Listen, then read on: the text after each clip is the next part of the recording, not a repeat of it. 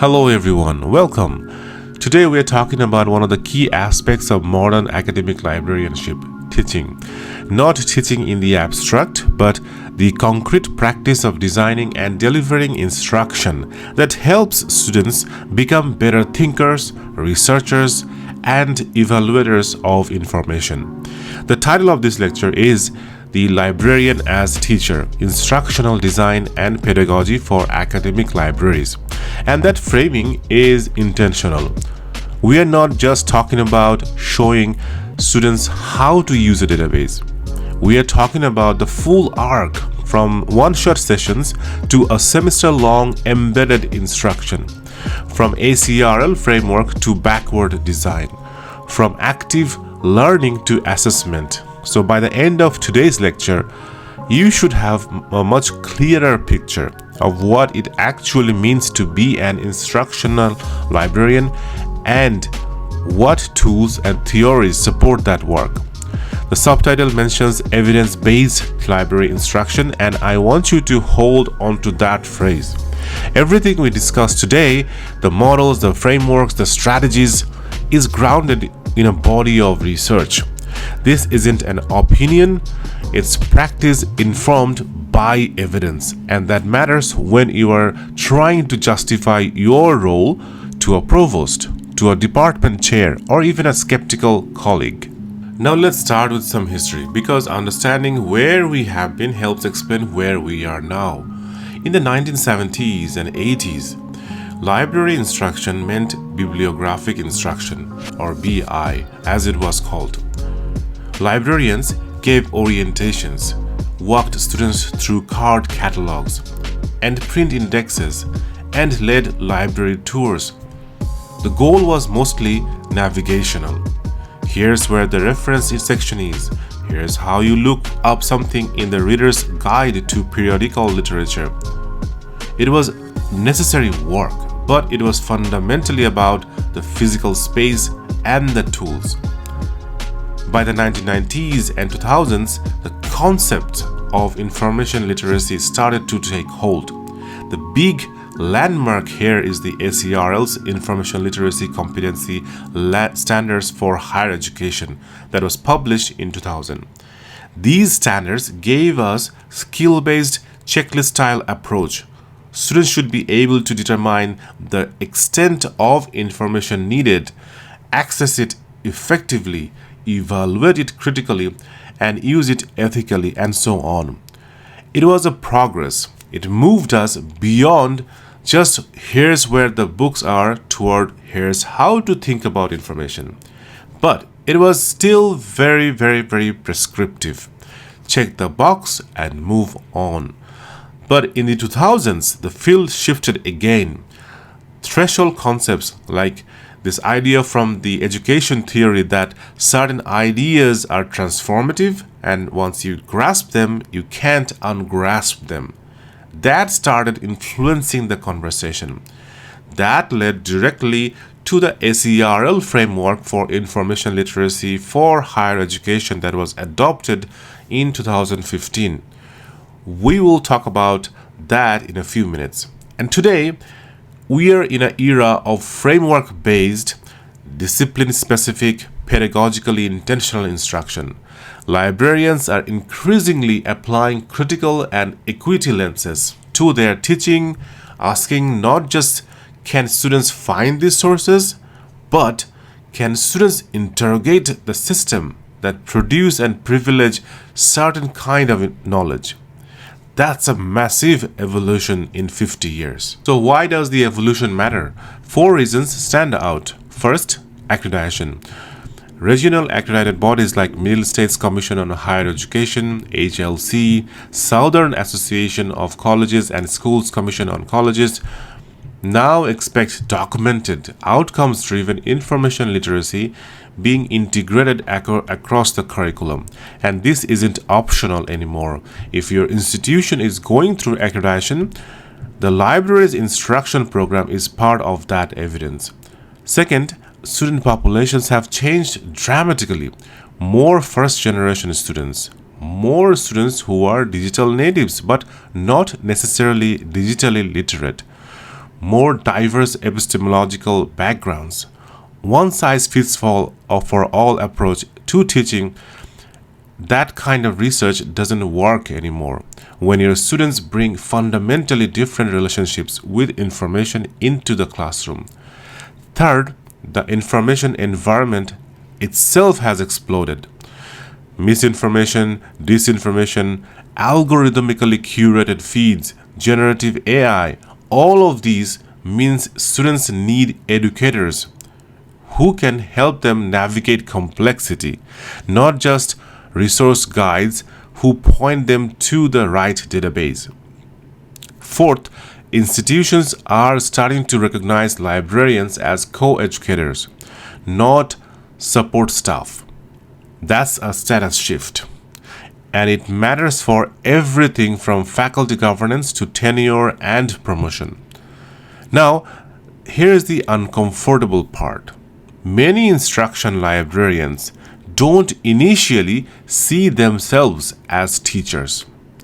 This is well documented in the literature. A lot of people enter librarianship through a subject interest or a service orientation, not a pedagogical one.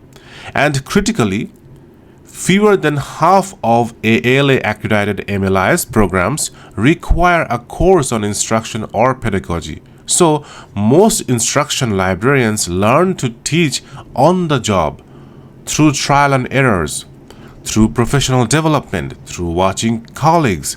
So that makes reflective practice and communities of practice not just nice to have, but essential. Let's spend some time with the framework because it's the conceptual foundation for the most instruction work happening in the academic libraries today.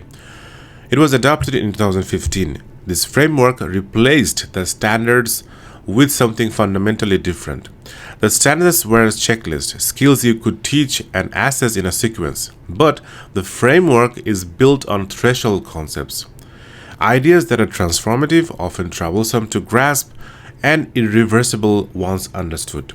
So, once a student truly grasps that authority is constructed and contextual, for example, they can't go back to uncritically accepting everything in a peer-reviewed journal as gospel truth. The 6 frames are authority as constructed and contextual, information creation as a process, information has value, research as inquiry, scholarship as conversation, and searching as strategic exploration. Each one has associated knowledge practices, things students do, and dispositions, habits of mind students develop. So here's the key insight. The framework is a lens, not a lesson plan. You are not supposed to walk into a 50-minute session and cover all 6 frames. You are supposed to use them to design developmentally appropriate discipline-specific instruction over time. For example, a first-year composition class might focus on searching as strategic exploration, and authority is constructed and contextual. A graduate seminar in sociology might focus on scholarship as conversation, and information has value in the context of open access and publishing ethics. The framework gives you a shared vocabulary, not a script. This slide makes a really important point that I want you to internalize. The same frame looks completely different depending on the discipline. Let's take authority is constructed and contextual as for example. In nursing, authority is defined by evidence hierarchies. A randomized controlled trial outranks expert opinion. A systematic review outranks a single study.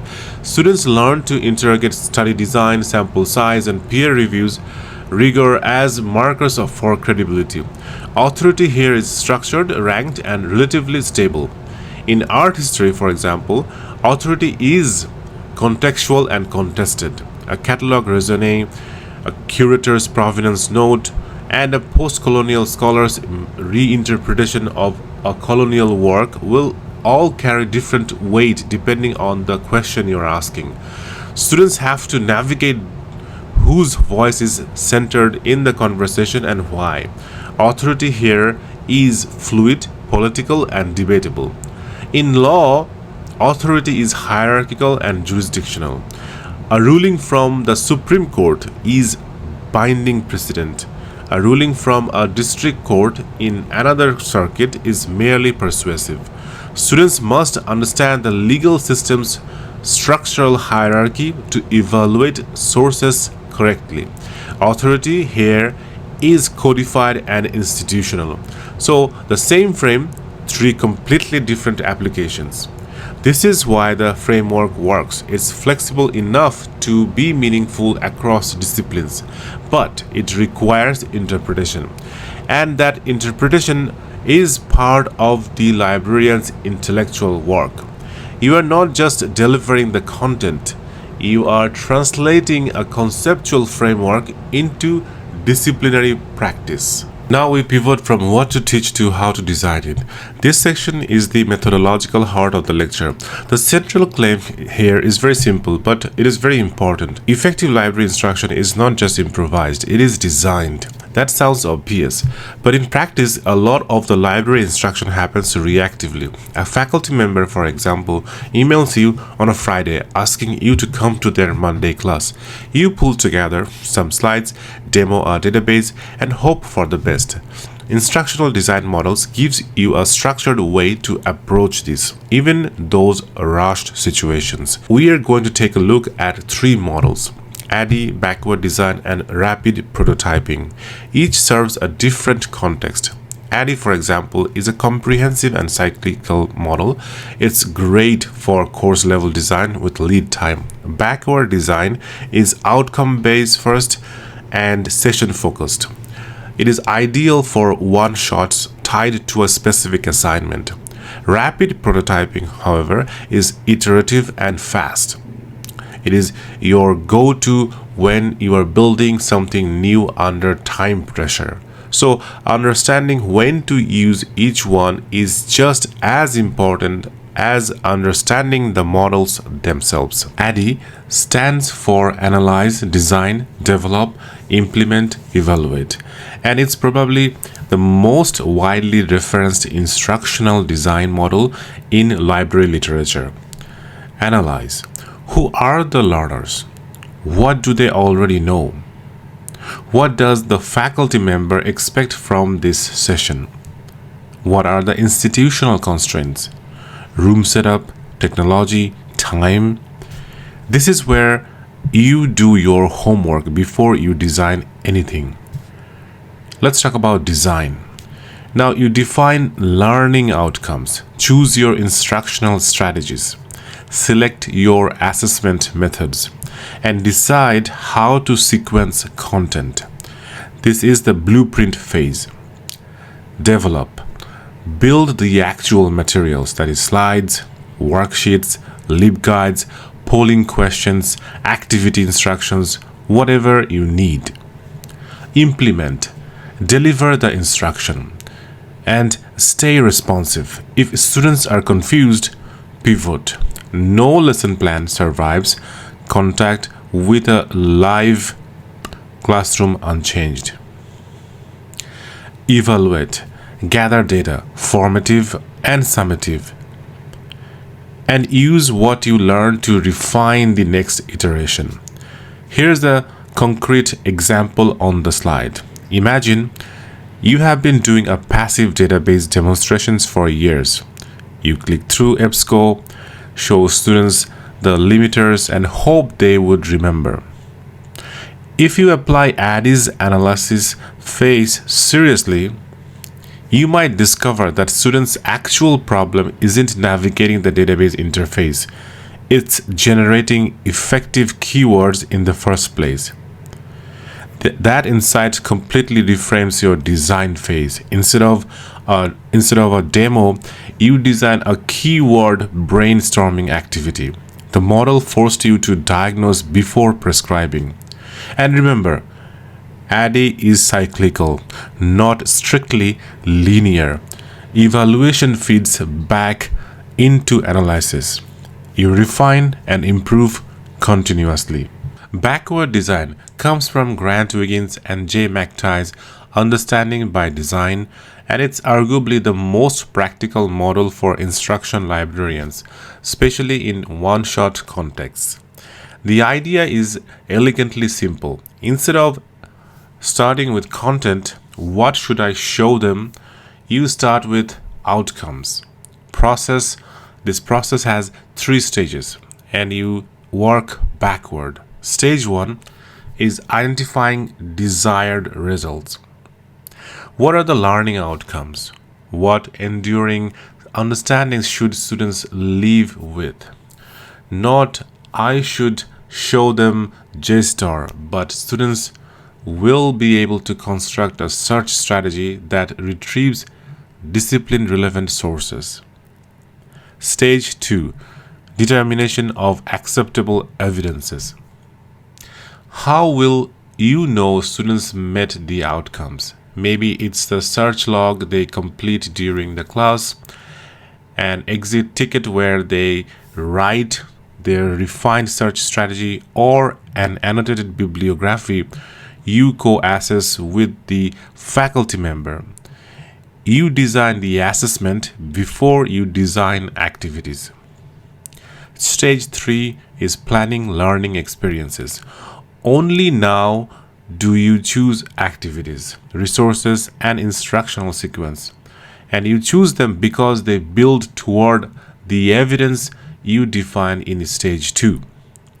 This model flips the typical librarian instinct. We tend to think in terms of tools. I need to show them this database and this citation manager, etc. Backward design forces us to think in terms of student performance. What should they be able to do? That's fundamentally different starting point, and it produces fundamentally better instruction. This comparison table is one of the most practically useful slides in the deck. So let me walk through it. ADDIE is your best choice when you are designing or redesigning a course, a multi-session curriculum, or a major instructional product, and you have sufficient lead time. The caution is that it can feel overly rigid if you try to apply all 5 phases to a simple one-shot. Don't overthink it. Backward design shines when you are planning a focused session with specific accessible outcomes, especially a one-shot that's tied to an assignment. The caution is that it requires good communication with the faculty member up front. You can't set meaningful outcomes if you don't know what the course assignment looks like. Rapid prototyping. It is for the last minute request, pilot programs, or iterative development of different kinds of online modules where speed matters more than perfection.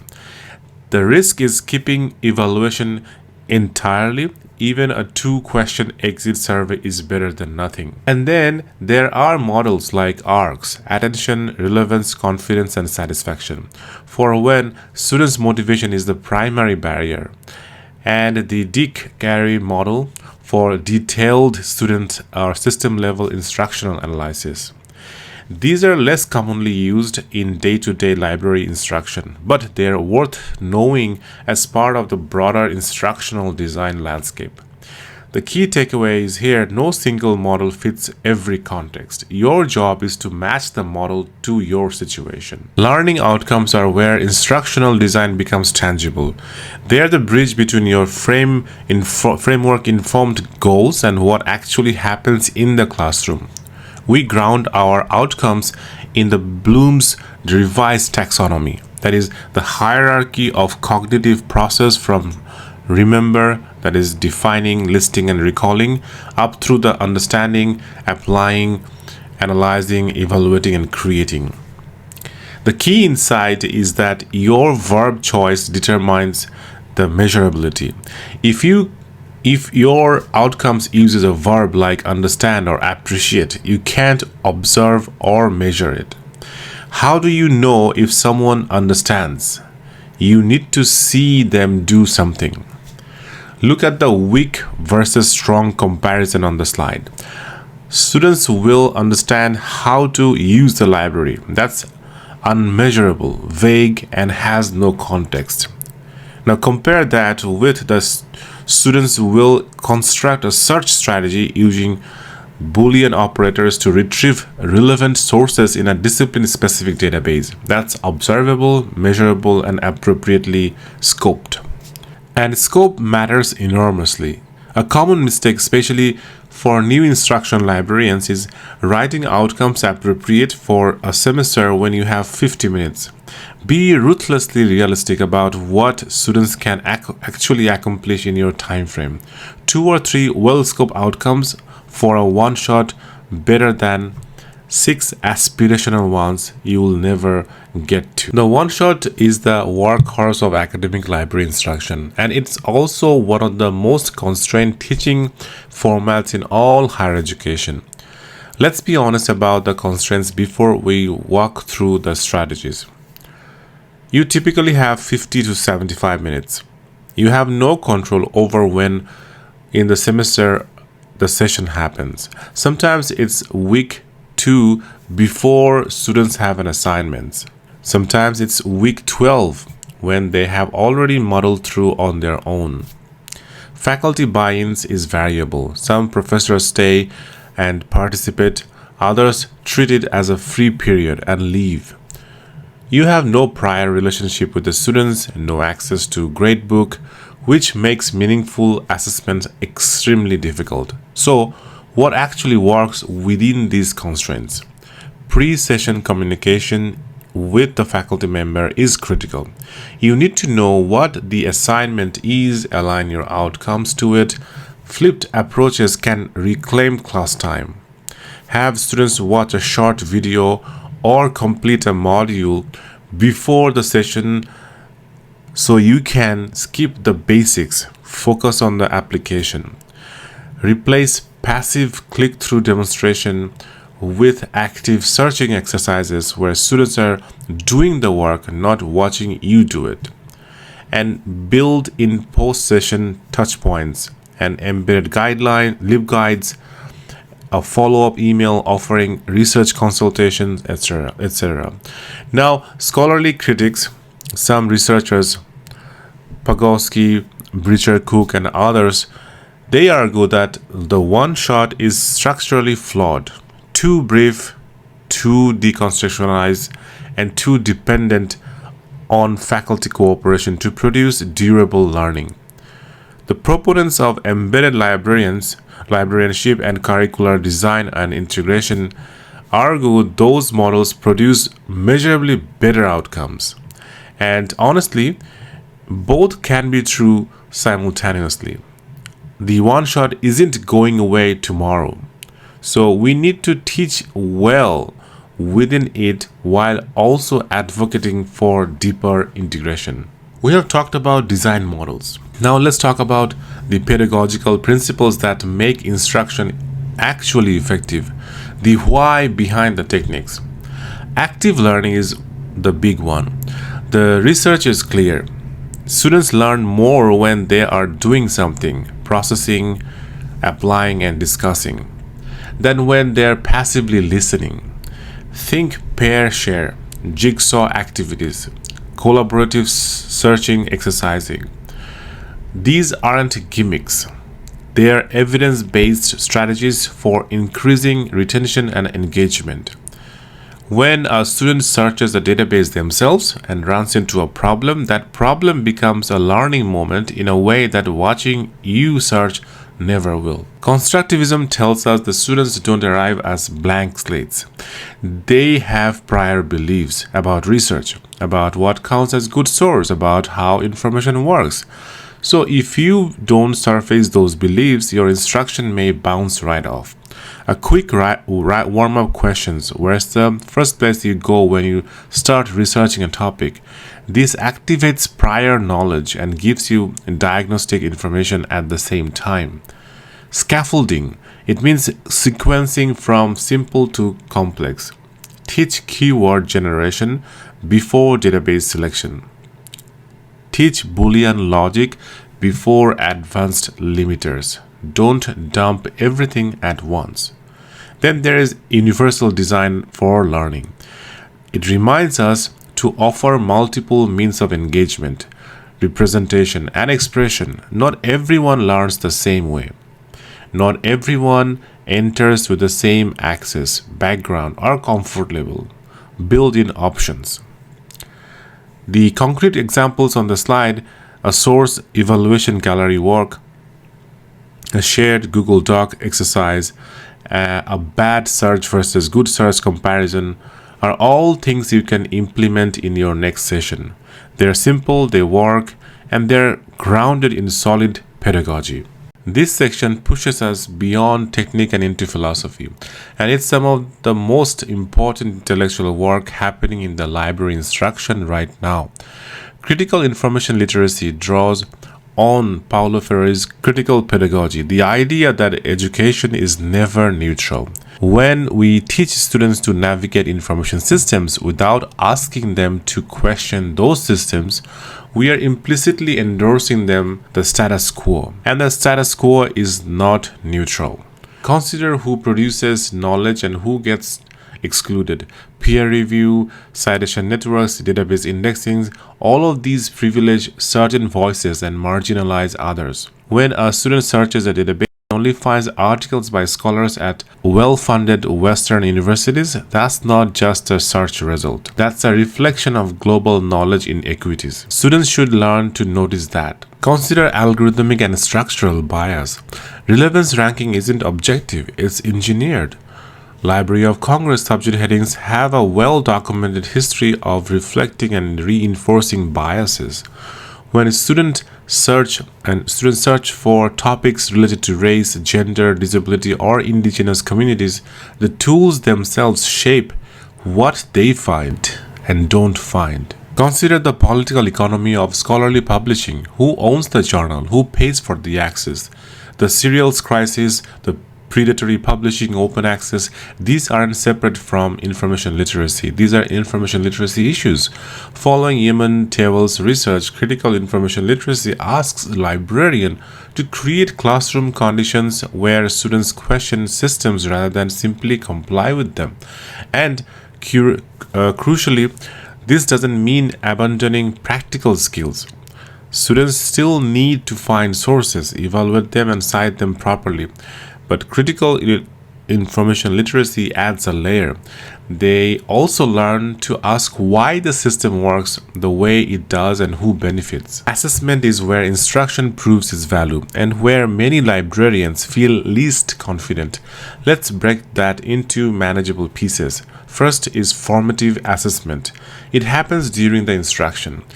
Minute papers, exit tickets, live polling with tools like Mentimeter or Poll Everywhere, observing students during collaborative activities, muddiest point reflections. All of these tell you in real time whether students are getting it or not. They also let you adjust on the fly. If everyone's muddiest point is about Boolean operators, you know where to spend more time.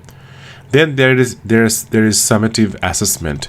It evaluates outcomes after instruction. Rubric scored annotated bibliographics, pre or post knowledge tests, portfolio review across a program. These are more resource intensive but produce stronger evidence of learning. Here's the big structural challenge though.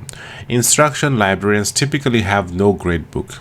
You teach a 50-minute session and you may never see the students again.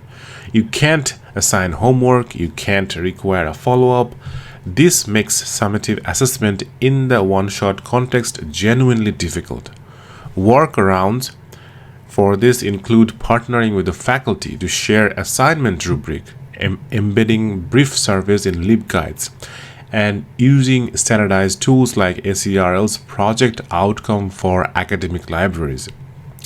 These provide validated surveys and different kinds of instruments that you can benchmark across institutions. And here's why it matters beyond the classroom. Assessment data connects directly to accreditation, evidences, and strategic planning. When the provost asks what the library contributes to student learning, you need the numbers, the evidences, not anecdotes. Assessment makes instruction visible as a core institutional contribution. If there is one thing that determines whether your instruction program succeeds or struggles, it's this: the quality of your relationship with the disciplinary faculty. A beautifully designed lesson plan means nothing if the faculty member doesn't understand what you're trying to do, doesn't align their assignment, or treats you as a substitute teacher. Strategies for building real partnerships include the liaison model, that is, developing sustained and long-term relationship with a specific department. Curriculum mapping, that is, working with a department to identify where information literacy fits across their program, not just in one course. Co-teaching, that means sharing the intellectual labor of instruction, not just the logistics. Embedding yourself in LMS, maintaining a persistent presence in Canvas or Blackboard or Brightspace or Moodle, so the students encounter you throughout the semester, not just once. And participating in faculty development, positioning yourself as a peer who contributes to teaching excellence, not a service provider who shows up when called. The friction points are real though. Faculty who want to do a library tour with no learning outcomes, the last minute requests that leave no time for meaningful design, being treated as support staff rather than an instructional partner, the difficulty of communicating your value to colleagues who are skeptical or simply pressed for time. The embedded librarianship model, where you participate in the LMS discussions, co-design the assignments, attend class sessions beyond one shot, it represents the strongest approach. Research suggests embedded models increase research consultation rates and improve the quality of student work. It fundamentally repositions the librarian from guest lecturer to co-educator. It also is very resource intensive, which means you can't embed in every course. So in this case, strategic selection matters. Let's close the substantive portion of the lecture by looking at what's coming, or more accurately, what's already here and accelerating. AI literacy. Generative AI has fundamentally changed the information literacy landscape. When a student can prompt ChatGPT or Claude or Gemini to produce a plausible sounding research summary with complete with fabricated citations, questions of provenance, hallucinations, algorithmic bias, and attributions, these become first-order concerns. These aren't edge cases anymore. They are everyday realities. Librarians are well positioned to lead this conversation because we already teach source evaluation and critical thinking, but we need to build our own fluency with these tools first. You can't teach AI literacy if you haven't seriously engaged with generative AI yourself. Open pedagogy and OER. Open educational resources aren't just about saving students money on textbooks, though it matters. OER-enabled assignments ask students to create knowledge rather than just consuming it. Editing Wikipedia, contributing to open repositories, producing public-facing research projects. These elevates information literacy skills from a skill set to a civic practice. When students create something that will be read and used by others, they engage with authority, credibility, and audience in entirely different ways. Online and asynchronous design.